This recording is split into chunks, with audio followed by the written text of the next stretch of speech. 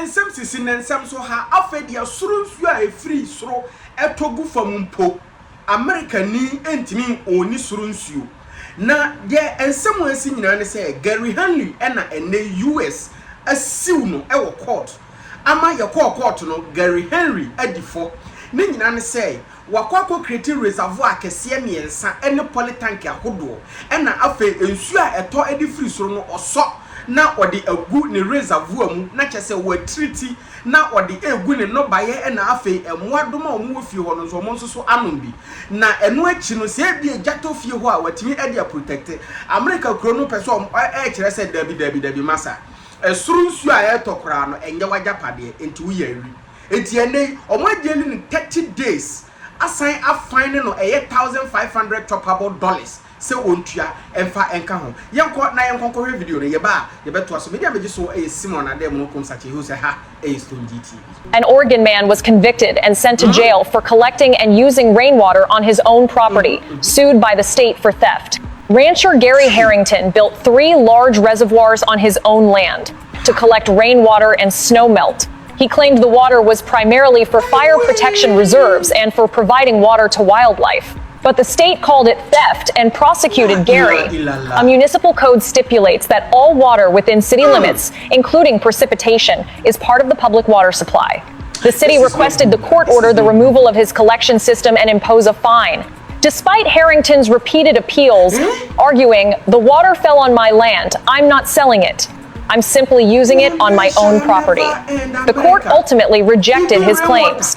Harrington was found guilty on multiple charges, including unlawful appropriation of state water resources. He was sentenced to 30 days in jail and fined over $1,500. The incident sparked intense backlash. Residents said it was simply tyranny. If a person cannot own the rain that falls on their own land, what do they actually own? You jail person for 30 days.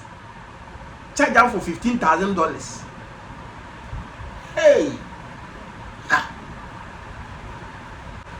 Abusia video no na yakwa akọhwe ba na kyese emu ensem no enei Gary Henry a owo eye origin na enei ya jeli ni 30 days no na asem ni si ye pe na residence omo wo eye origin ho no kire se enkwase asem be no ensem hunu pa na America for we de mu di kire owura yi enti se ensu afiri sumpo to motimi ajeli obi dia nene ya yeti kroma na die pa ena ye dia die ena ye dia ensu efiri surumpo to ena yentimi enwoni die na ye dia mon kan kire ye ne yenti e okroma sei mama refi se Stone GTV EK Roofing and Construction say ye sponsors so mo ablekuma family junction bianase ene EK Roofing say se we obi a wasiw dan awie na wo pe roofing contractor papa obebo dan so amawa look no further hit this numbers on the screen